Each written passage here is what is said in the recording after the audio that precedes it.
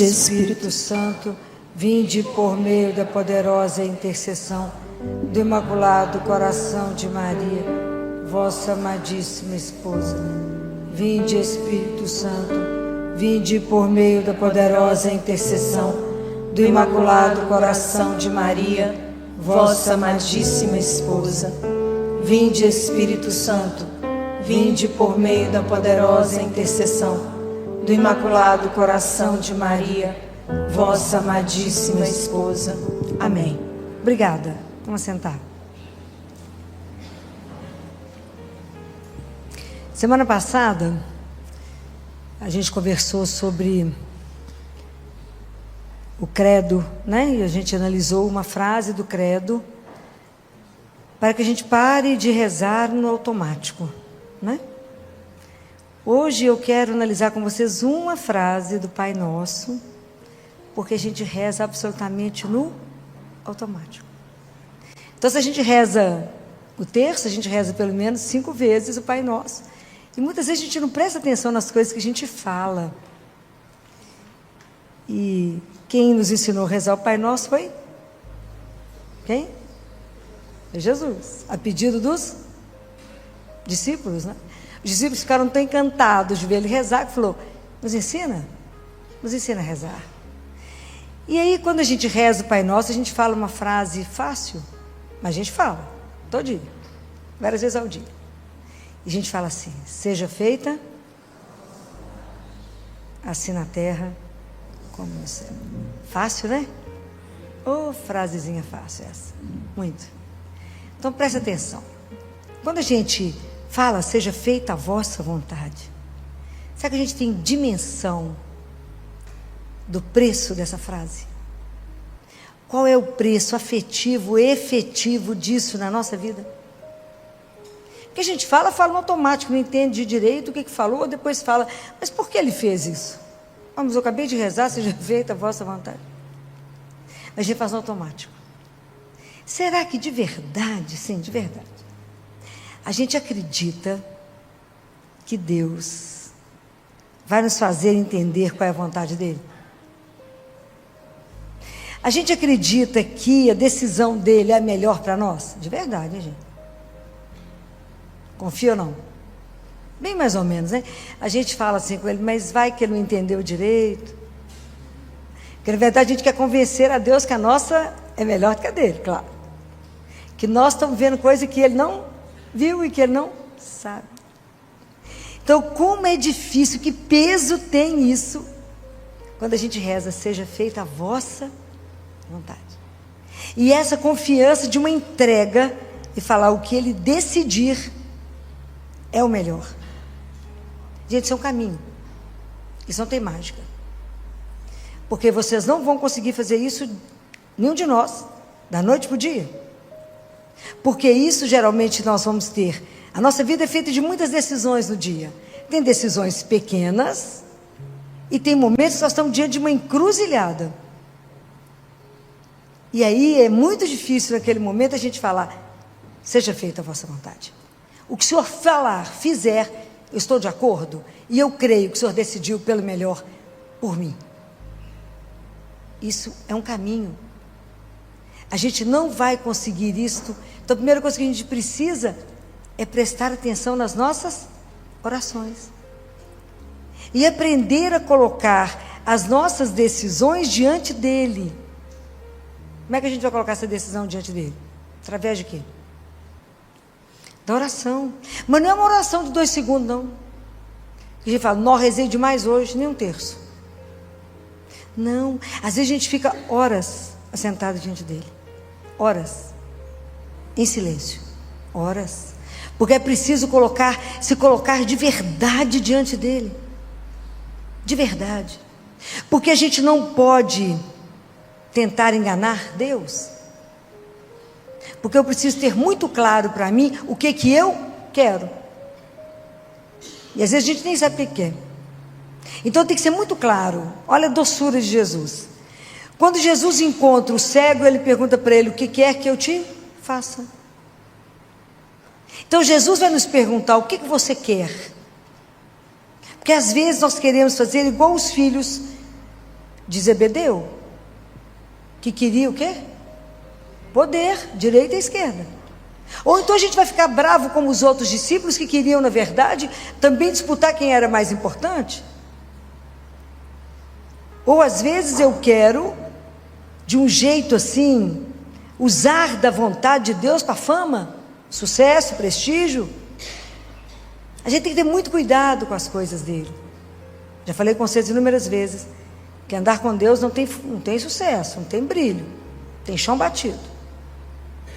Porque nem sempre a vontade dele é igual a nossa. Geralmente é quase sempre, né? A gente quer A e ele quer Z. Não é muito simples isso. Então é preciso colocar todos os nossos atos, os seus pensamentos, os seus desejos diante dele. E fala, diante da palavra dele, diante dele falar, é para fazer o quê? Eu estou aqui para fazer a vossa vontade. Assim como quando o Senhor veio aqui, o Senhor viveu para fazer a vontade do Pai. Eu vim não para fazer a minha vontade, mas a vontade daquele que me enviou. Jesus, já falei com você semana passada, Jesus andava em relação ao Pai igual um girassol. Ele girava em função do Pai dele. Nós não. Nós fazemos as coisas e depois a gente fala com todo mundo, reza para dar certo. É como se a gente tivesse que convencer Jesus que a nossa decisão estava perfeita. Porque não é brincadeira estar diante dele e deixar ele fazer a vossa vontade. E como é que eu vou fazer isso, né? Porque além de eu saber qual é a sua vontade, o como eu vou fazer isso, de forma que isso implica na minha vida e na vida do outro. Tudo tem que saber dele, tudo tem que seguir os passos dele, para fazer a vontade de Deus, é o caminho atrás dele, não é atrás do meu caminho, é dele. E não é simples, porque andar com Jesus, eu tenho que estar muito atenta a tudo que ele me fala. Então vocês imaginam, se eu tenho que estar atenta a tudo que ele me fala, isso exige de mim uma vida de oração. E qual é o grande segredo da oração que nós temos que aprender, que está longe de nós aprendermos? O que é? Parabéns, silêncio. Ou luta silenciar. Não, eu até fechei os olhos, fechei os lábios, mas aqui dentro continuo pensando. E a gente continua argumentando para Jesus que o nosso desejo é muito melhor do que o dele. Fala, Jesus, eu vou te explicar um negócio que você não está sabendo. Não é simples. E cada vez que a gente conseguir fazer uma opção, e se a gente só vai conseguir estar atento e fazer de verdade a vontade de Deus, se eu permanecer no amor. Está escrito em João 15? Todo aquele que permanece em mim, esse dá fruto, porque sem mim, nada. E nada é nada. Jesus fala, vocês não pegam a palha que está no chão, sem eu. Nem a palha. Mas a gente tem a ilusão que a gente faça a vontade dele. Tem uma marca da vontade de Deus, que tudo que é de Deus tem que gerar o que em você? Paz. Nada de Deus tem tumulto. Nada de Deus tem discórdia, confusão. Nada. Tudo de Deus tem que gerar paz. E tudo que é de Deus tem que dar fruto. Por quê? Olha que coisa linda isso. Toda árvore boa dá bom fruto. Não tem jeito de uma árvore boa dar coisa ruim. Todas as vezes que eu faço uma opção de fazer a vontade de Deus, a minha ação, ela tem que revelar o meu interior. Então as minhas ações revelam aquele que eu creio. Tá certo? Não tem jeito de você acreditar em Deus, deixar ele aqui domingo e trabalhar a semana inteira sem ele. Deus está lá no meio da Galileia com você, no meio daquele olho do furacão. De tudo que você está fazendo, ele faz parte. Deus anda conosco. Ele participa. É ali no meio do fogo que ele já ajuda a decidir. É assim. Então ele gera em nós, porque não adianta só eu querer e saber que aquilo é bom. Está escrito na carta de São Paulo aos Filipenses, no capítulo 2, no versículo 13, assim: porque é Deus quem opera em vós o querer e o fazer segundo a sua vontade. Então até para fazer a vontade dele, saber aquilo que é bom, quem faz esse trabalho em nós? Ele. Mas ele só vai conseguir fazer esse trabalho em nós se eu me abrir a ele. Não tem jeito, eu tenho que me expor a Ele. Então, quando eu já tomei uma atitude que foi de acordo com a vontade dEle, para me fazer a segunda, eu tenho que me revisitar com Ele. Falar, Senhor, entra aqui comigo nos lugares aqui que eu acho que o Senhor não passou. E recruta isso em mim, e busca isso em mim, pela força do seu amor. Eu preciso de conversão diária. É pela nossa conversão diária, pela nossa vida de oração, pela nossa persistência, pela nossa perseverança, que nós vamos conseguir fazer com que os nossos atos todos revelem aquilo que eu creio. A minha vida tem que revelar meu interior. A minha vida, ela revela aquilo que eu creio. Senão, está errado. Eu não posso acreditar em Jesus e tomar uma atitude completamente contrária ao que está na palavra. Jesus fala, se você quiser me seguir, se quiser, né?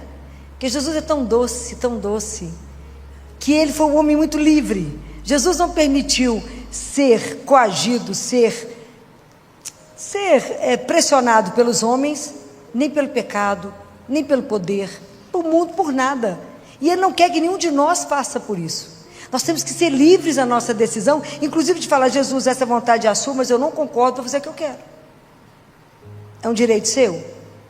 É. Vai dar errado? 100%. Mas é um direito, né? Depois que você cair, bater, Ele te dá colo? Dá.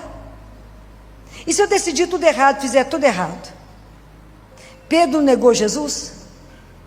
O que Jesus fez dele? Pilar da igreja dele. Paulo não perseguiu, matou os cristãos todos? Matou, não foi uma loucura? O povo morria de medo dele. Uma das cenas que eu mais amo do filme de Paulo é quando Paulo cai e que ele vai para Damasco e Jesus aparece para Ananias, tadinho de Ananias. Você já viu essa cena? Jesus fala, Ananias, você vai na rua tal ali, vai entrar na casa tal, bate lá na porta, tem um homem lá que chama Saulo. Vai lá. E você vai batizá-lo, rezar com ele. Aí Ananias, que a doçura, esperou o Senhor falar. Depois virou o melhor amigo de Paulo, né? Falou assim com ele: ô Senhor, não sei se o senhor está sabendo, mas o senhor ficou sabendo que ele matou um bocado de gente, né? É só falar que acredita no Senhor que ele mata. É para mim ir lá mesmo? Vai lá, Ananias. E obedece. Lá foi Ananias, todo corajoso, para poder falar. E chega Ananias e fala: Saulo, meu irmão, Senhor, meu Deus, nosso Deus me mandou vir até aqui. E foi quando as escamas caem do olho de Paulo e ele enxerga, e de Saulo ele se transforma em Paulo. E Ananias fala com ele: o Senhor mandou falar que você vai sofrer demais, viu? Por causa dele, não é por causa do tanto de gente que ele tinha matado. Então, até esses Deus não transforma. Então nós também, nas nossas opções erradas, cada vez que a gente não fez opção direito, porque não consultou o Senhor, porque não concordou com Ele, Ele pode refazer em nós. Porque nós somos igual uma argila na mão dEle, Ele faz do jeito que Ele quer. E isso é maravilhoso. Não é uma brincadeira. Por isso que a confiança, ela é um caminho muito para frente na nossa caminhada. Quando a gente está construindo a nossa Jerusalém celeste, nosso templo, a confiança já é um caminho alto. Porque a primeira pedra que está descrito no livro de Apocalipse, quando constrói, que João vê a Jerusalém celeste, ele fala, a primeira muralha, o primeiro alicerce é de jaspe. Jaspe é do meu autoconhecimento. Primeiro eu preciso me conhecer. Porque se eu não me conheço, se eu não me aceito, como é que eu vou passar para outra pedra, que é a pedra de safira, que é quando eu vou começar a me aceitar, a me respeitar. Porque se eu me aceito, me respeito e me amo, eu vou passando pelas pedras e vou aprender a aceitar, amar e respeitar o outro. Só depois é que eu chego em Deus. Compreende como é que a confiança é um caminho? Porque primeiro começa aqui. Se eu não confio, que na verdade Jesus fala, não confio em vocês não, só em mim.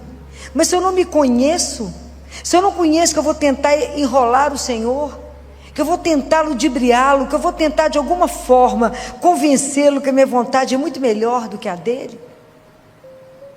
Então a gente tem que ser muito honesto conosco, muito verdadeiro. E por isso você coloque diante dele o seu desejo, confronta com ele o seu desejo. Não tenha medo de conversar com Jesus. Não tenha medo de falar com ele. Jesus, eu quero isso, mas o que o Senhor está me pedindo agora está bem difícil.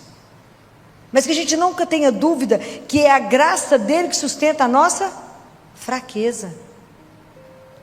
É a graça. Eu já fiquei 3 horas parado olhando para ele. Ele falou o que comigo? Nada. 3 horas, para ter certeza que era aquilo mesmo. Fiz o que ele queria, não o que eu queria. Falei com ele, então eu sou vence, porque não é o que eu quero.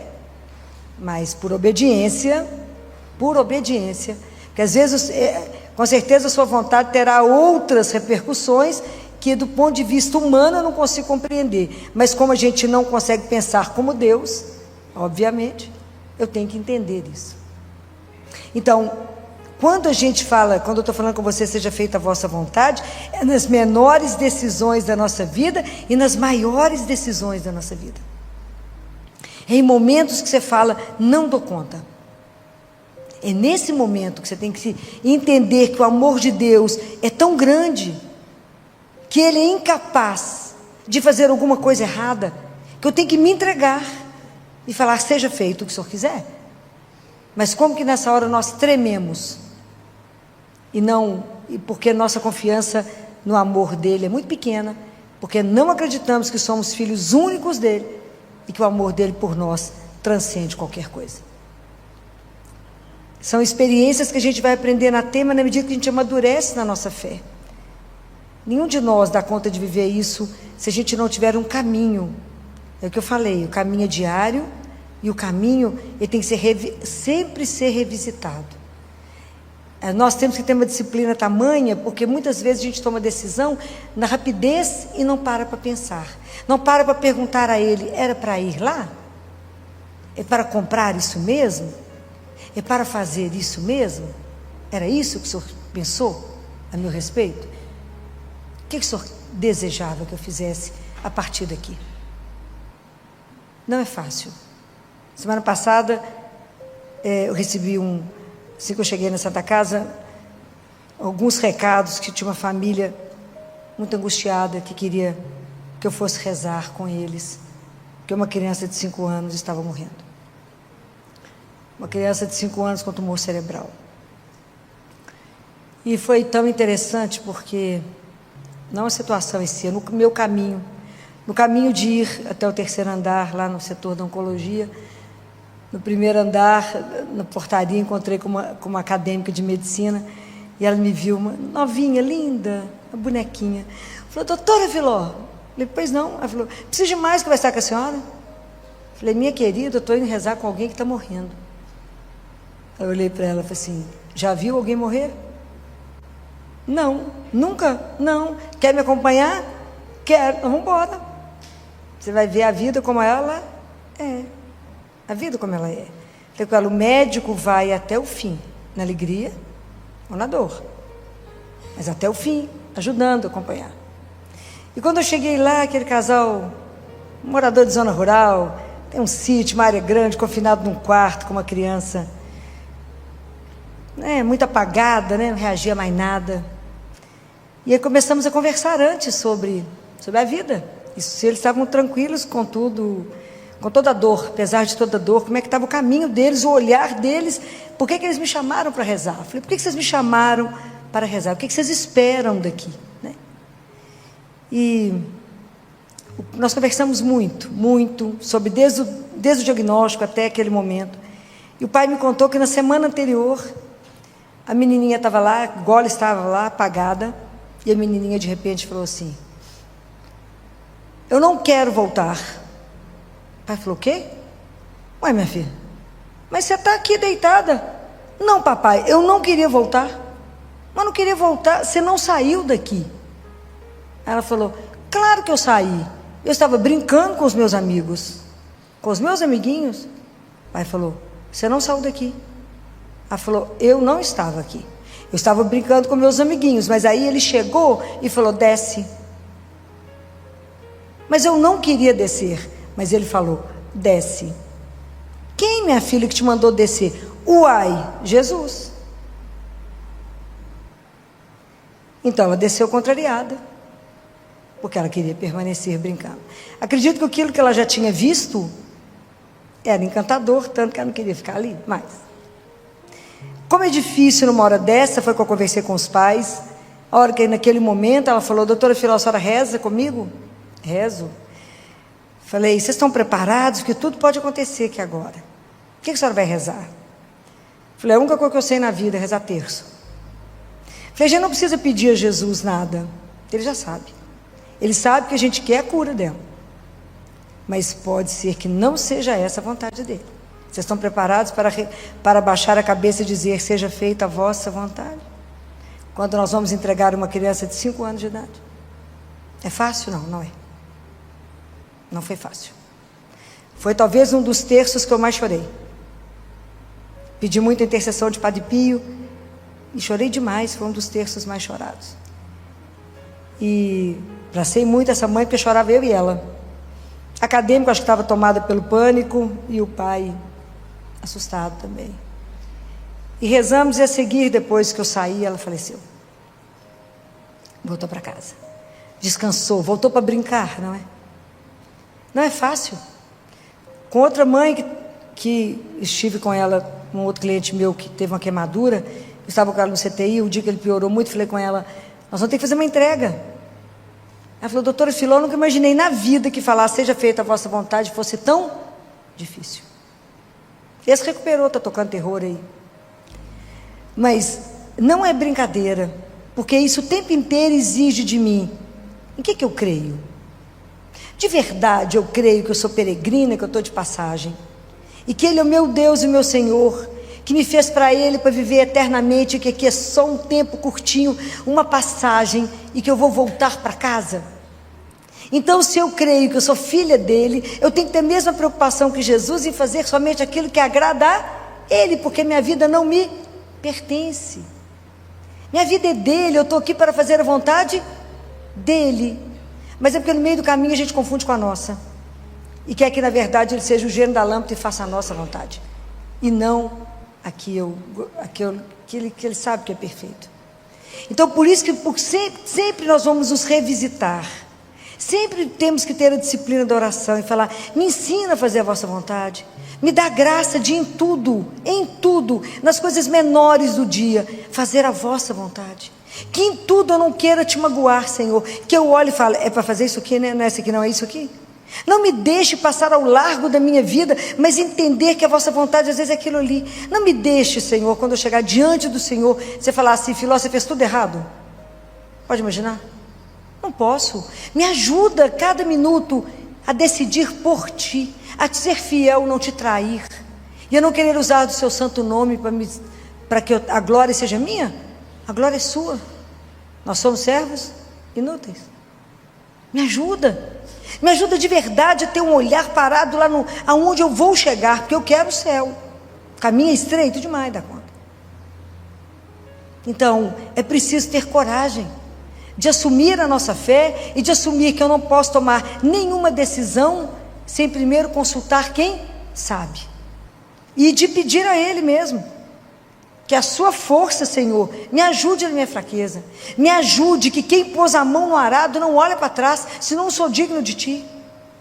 Me ajuda a seguir em frente, seja lá a decisão que o Senhor tiver para a minha vida, que eu seja digno de viver o que o Senhor quer que eu viva. Não olhe para trás, siga o que tem que seguir, pega no arado e vai, porque o Senhor faz um imperativo, só fala: siga-me. E não é fácil andar atrás dele, não é fácil seguir os passos dele, porque eu tenho que ter uma disciplina com a vida de oração, de entrega, porque a maioria das vezes o que ele vai me pedir não é aquilo que eu quero, mas é por obediência que eu falo: sim, Senhor, seja feita a vossa vontade, porque eu creio no seu amor, eu creio que até os fios de cabelo da minha cabeça estão contados, porque eu creio que a sua decisão é infinitamente melhor do que essa pequenez que eu ouso achar que é boa. Mas isso tem que ser um caminho de todos os dias. Opere em mim, Senhor, não só o querer, mas a ação. Eu quero ter uma vida que retrate aquilo que eu creio. Não preciso falar, eu só preciso viver. É só isso. Seja feita a vossa vontade. Me ajuda a caminhar. Me ajuda, Senhor. É simples? Não. Mas é extraordinário. Porque Deus tem que nos dando a graça, porque à medida que a gente vai se convertendo, Ele passa a ser o chão que eu piso. Ferem assim? Eu ponho o pé e Deus põe o chão. Ele passa a ser o ar que a gente respira. Ele passa a ser o mar da nossa praia.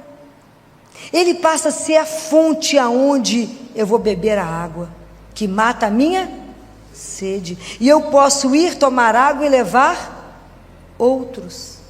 Levar vocês comigo.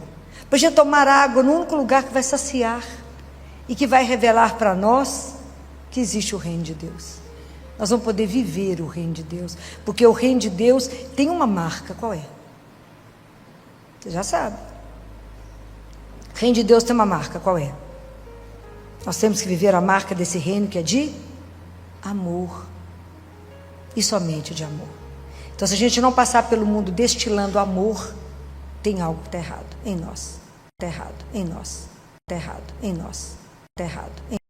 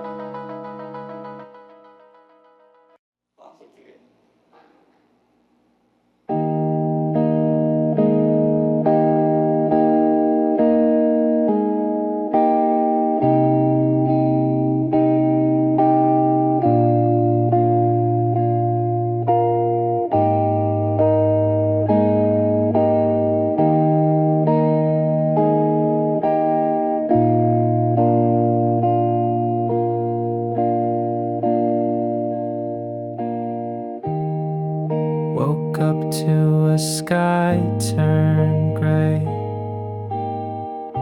Same old street, but you're miles away. Dust on the records we used to play. I still hear your voice in a distant way. These Polaroid days, they don't fade right. Still stuck in the warmth of your midnight light. Cracks in the frame, but I hold on tight to moments we made in the soft twilight.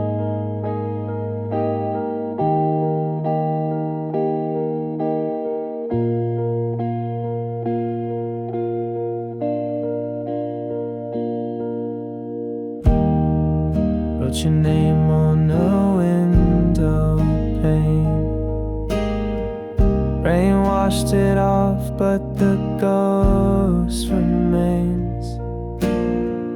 You said forever like it meant something new. Now it's just verses I hum about you. These Polaroid days that don't fade right. Still stuck in the warmth of your midnight light. Cracks in the frame, but I hold on tight to moments we made in the soft twilight.